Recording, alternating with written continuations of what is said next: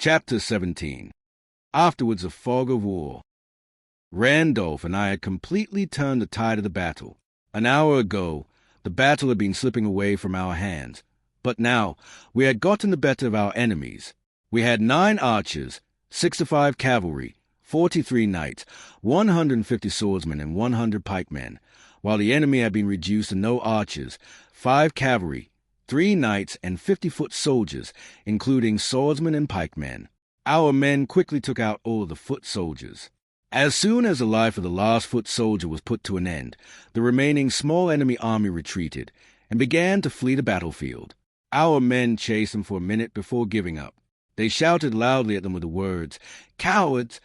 and "Run, you chicken!" Soon, the enemy had fled the battlefield and had disappeared entirely from view. Our men regrouped around the king. I saw that Jonathan and General Cassan still lived. The door of the wagon opened, and the king's sorceress came out, followed by King Juye himself. King spoke. "Today, a massive battle has been fought, and at the end of it, we are victorious. But this victory didn't come without a price. Hundreds of our fellow men have given up their lives in the course of our victory. As I promised, they will be given a hero's farewell and be remembered forever. I shall use the kingdom's treasury to help their families financially. And for those who still breathe, I thank them from the bottom of my heart for their courageous efforts to win the war.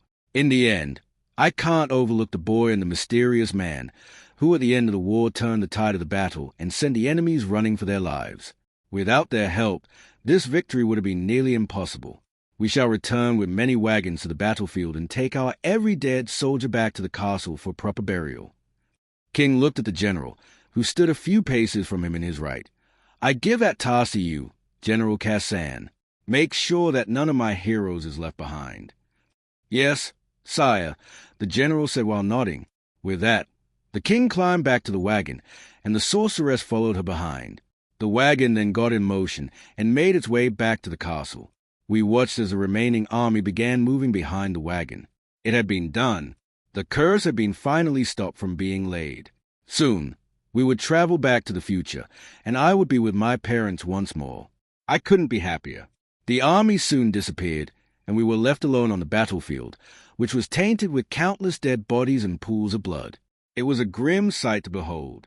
Randolph turned to me and asked, "You say you're sent by me from the future?" "Yes," I replied. "But you also said that I was killed here on the battlefield," Randolph said confusingly. "That's true," I said. "But how? If I am dead, then how will I have sent you in the past?" Randolph asked. "Many years after your death, you find a way to partially walk in the world of the living," I explained. "Tell me more, boy," Randolph said. I then told Randolph everything that I knew.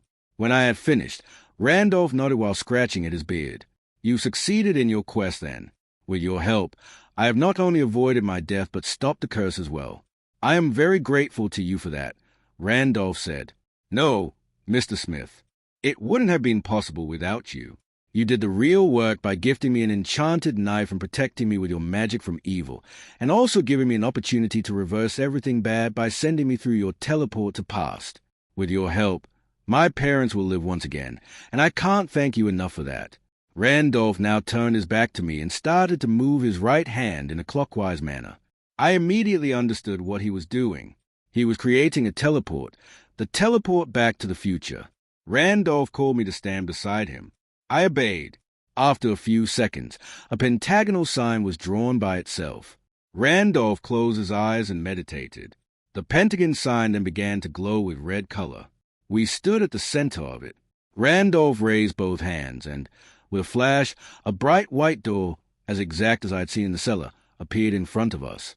Randolph opened his eyes, turned his head to me, and said, "It's time now, time to return to our homes." We then walked into the bright light. I heard the sound of a rooster. I opened my eyes and saw that I was inside my old home, which was a cottage on the outskirts of the village. The bad was past me now like a nightmare overnight. I sluggishly stood up from the floor bed and walked outside the cottage. I was extremely happy with what I saw before me. My mother was sweeping the front path of the cottage. I quickly ran to her and hugged her. After a few seconds, I let go of her and said, "Good morning, Mother. I missed you very much." Miss me? But it's been only one night, dear, Mother said. I smiled and said, but it felt like a long time. I asked, by the way, where's the father? He's gone to the village for the ration, Mother replied. After half an hour, the father returned. As soon as I saw him in the distance, I rushed to him and hugged him for almost a minute. You look very happy, son, Father said. I smiled and nodded. I then took one of the 2 heavy sacks off my father and carried it into the cottage. I then talked for almost an hour with my parents. A week has passed. I went to the Yellow Lotus yesterday at noon. It was completely different than I remember.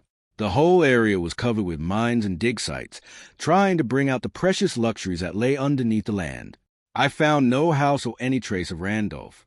Upon a little inquiry at a military outpost nearby, I learned that Randolph Smith had left for Greece a decade ago.